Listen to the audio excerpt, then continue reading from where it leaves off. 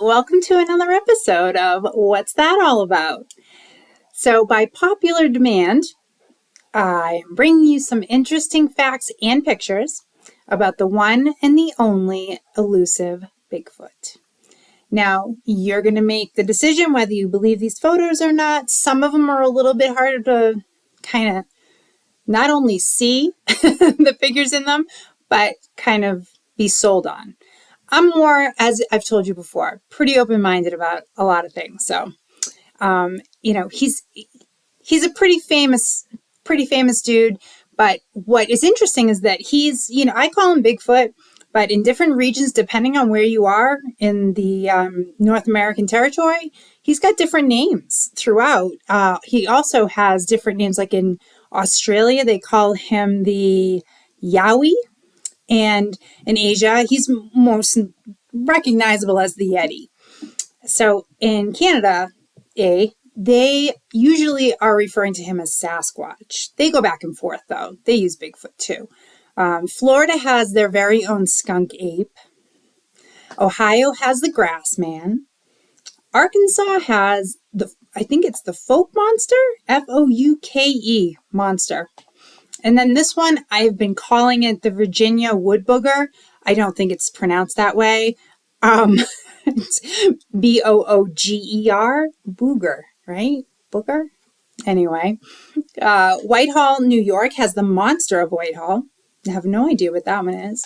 Missouri has Momo. I have seen stories on Momo. He is legit. Louisiana has a Honey Island swamp monster. Michigan has the Dewey Lake monster. And Illinois has the Big Muddy Monster. And, Bigfoot goes by different names. You've got Wild Man, Bushman, Tree Man, whole bunch of stuff. But all in all, for me, he's always just going to be Bigfoot. So I want to describe the classic physical attributes of Bigfoot. Not that you need them, but I'm just going to be brief.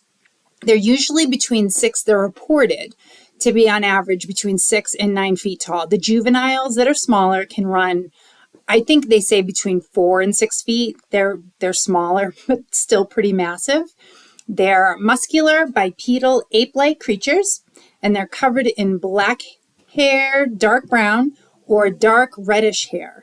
Now, some witnesses have reported Bigfoot as when they have seen their face. First of all, if you can see their face, even through a camera lens that's giving you a nice, far away view, just have an exit plan, just in case. I mean, my God, these things are huge. And they say, though, that they report it has more of a human face to it. So that would maybe a little offsetting if I saw, or off-putting if I ever saw it. But it's also said that they're broad-shouldered and don't really have visible necks, but they have tremendously long arms. And sometimes they're misidentified as, black bear. I mean, not black bears, but bears in general. So, and finally, they're widely also known to have enormous footprints. So reportedly, the size can be up to 24 inches long and 8 inches wide. That is enormous. I mean, my God. Now, some of the casts that have come out, you can see claw marks. So again, it could be a misinterpretation of a bear, but, they're still great. I'm going to show you these two pictures. So first, these are the casts that were made. And, it's interesting because this is a physical anthropologist holding them up. His name is Grover Krantz, and he's from the University, Washington State University, I'm sorry.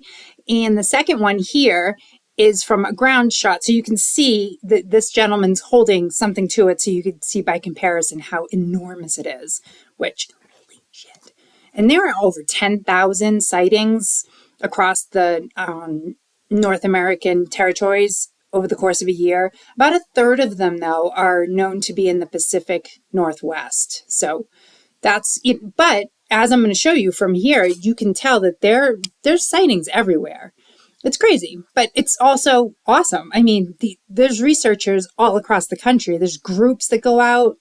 It's amazing. Now, some people have also claimed to have seen them at night. Most of the time, researchers are going out at night, and they have reported eye shine, like seeing either yellow or red eye shine. it's of note to say that no humans or any other apes have eye shine, but owls do. And as we all know, owls could probably sit in a tree branch at about 9 feet, and you could see these eyes, yellow maybe, coming back at you. And at night, sometimes the night plays tricks on your mind a little bit, and you tend to hear things, everything's like a little heightened and you're a little on edge. So sometimes it could probably play into that, misconstruing something for a Bigfoot, but who knows? And another observation by witnesses is the smell they encounter. Now, I came across a quote that put such an image in my head that dinner was skipped that evening. Here it goes. Imagine a skunk that has rolled around in dead animals and then hung around garbage pits. I can't even handle smelling a skunk while I'm in the car driving. I literally speed up just to get out of the reach of it, which I think is up to a mile or something. But anyway, so let's get right into the pictures, because I found quite a few, and I'm not sure if you're familiar with some of them, probably, maybe not. This first one, though, I'll show you, is probably, it's like the most famous one. And there was a video accompanying it, but I am just showing you a still of this picture. Now, it was taken in 1967 in Northern California by Roger Patterson and Bob Gimlin. Get those names right.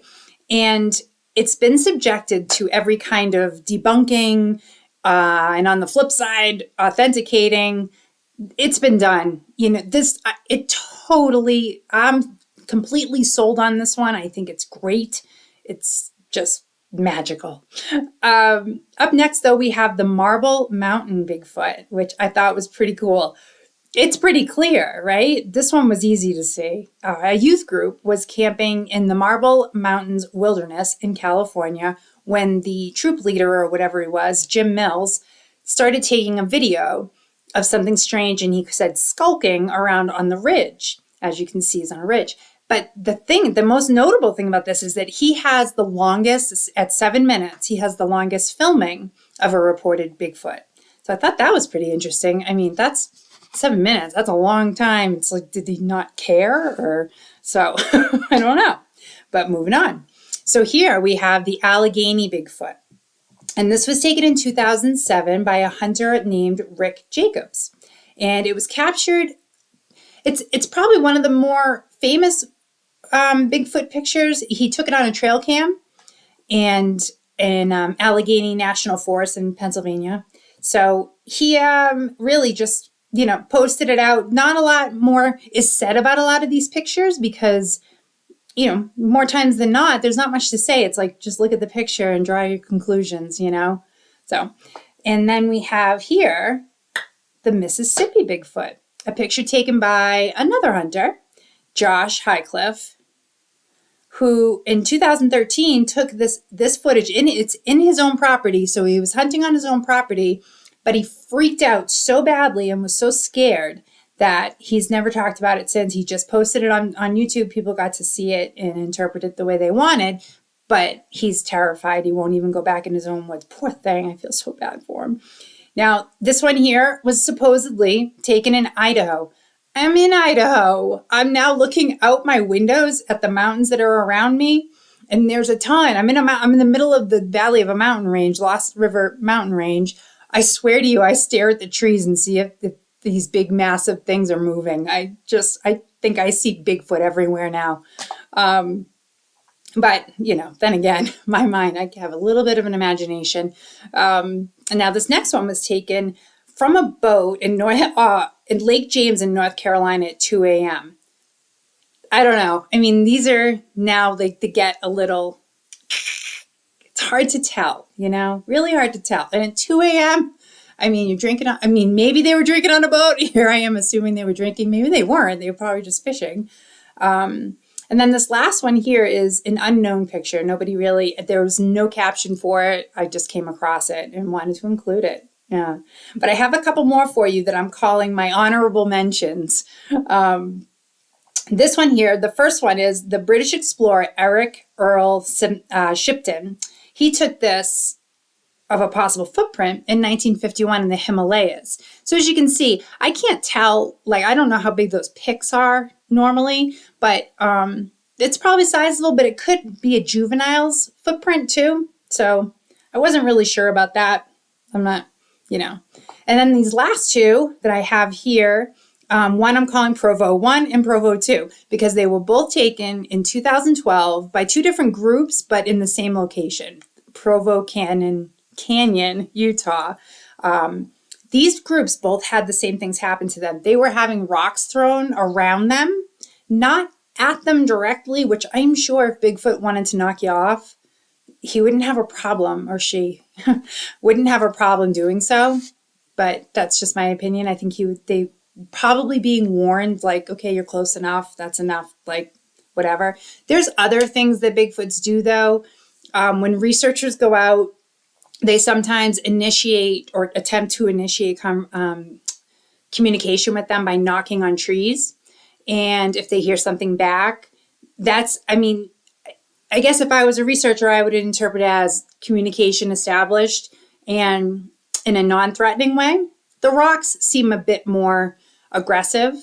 And that could be just because they were too close to something, maybe family. Maybe he or she had little ones, the juveniles with her. It could be a million things. But I really, there's also I'm not doing the noise before I say this, but they have a whooping noise that they use to also communicate. And I think that that's more of a communication to other groups that could be close by, maybe sending a warning to them that they've seen the researchers or the hunters or whoever happens to be in their area. But there's just one issue that I always keep running into, and I was glad to see that I wasn't the only one. When I see these footprints that are taken in casts and whatnot, I always wonder, like, why is there only one or two? You never see like a true path of footprints. They kind of just disappear. I mean, even if it's just on snow, they just seem to disappear. And if you're taking one picture of one footprint or two footprints, it's like, why not take the whole trail of footprints so you can study it better? But researchers have recently discovered that there's a possibility that there's a paranormal or extraterrestrial link between Bigfoot and the cosmos. I seem to think, my opinion, there may be portals being used by the Bigfoot to change their locations, and that's why their footprints go missing. I don't know. Portals have been proven. They are, go talk to a physicist if you know one, and they'll tell you. But I hope you enjoyed this episode. I had a blast through. I could scrape the internet dry of pictures. So I hope you enjoyed seeing some of the ones that I picked out. And if you liked this episode, please like and subscribe. Tell a friend. Tell them to subscribe. And until next time, when I see you, it's stay happy and healthy, stay weird, and take care. Thanks.